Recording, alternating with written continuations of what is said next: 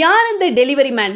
Late நைட்ல நடு ரோட்ல நின்னுக்கிட்டு ஒரு தனியார் நிறுவன டெலிவரி மேன் வெளியிட்ட இன்ஸ்டா வீடியோவை பார்த்து எல்லாருக்குமே கூஸ் பம்ப் வந்துடுச்சு.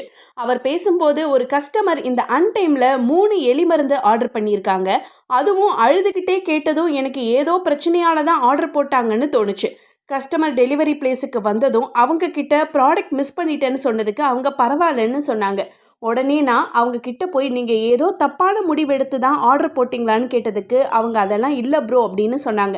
நீங்கள் உண்மையாகவே எலி பிரச்சனைன்னு ஆர்டர் பண்ணியிருந்தா நைட்டு 7 மணிக்கோ அதுக்கு முன்னாடியோ அல்லது அடுத்த நாளோ ஆர்டர் பண்ணியிருக்கலாம். ஆனால் அன்டைமில் ஆர்டர் பண்ணியிருக்கீங்க. எந்த பிரச்சனைக்கும் தற்கொலை தீர்வு கிடையாதுன்னு அவங்களுக்கு அட்வைஸ் பண்ணதோட அந்த ஆர்டரையும் கேன்சல் பண்ணதாக ஷேர் பண்ணியிருக்கிறாரு அந்த டெலிவரி மேன். இது குறித்த பதிவை அவர் தன்னுடைய இன்ஸ்டா பக்கத்தில் ஷேர் பண்ணி, இன்னைக்கு தான் நான் என் வாழ்க்கையில் ஏதோ பெருசாக சாதிச்சதாக ஃபீல் பண்ணுறேன்னு நெகிழ்ச்சியோட பேசியிருக்கிறாரு. ஒரு வாடிக்கையாளருடைய தற்கொலையை தடுத்து நிறுத்தின அந்த டெலிவரி மேனுக்கு பாராட்டுகள் குவியுது.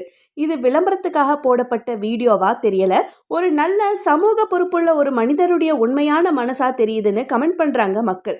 ஏன்னா என்னுடைய வேலை டெலிவரி பண்றதுன்னு எலி மருந்தை டெலிவரி பண்ணிட்டு போகாம சமூக பொறுப்போட யோசிச்சு அந்த வாடிக்கையாளருடைய தவறான முடிவை தடுத்து நிறுத்தியிருக்கிறாரு.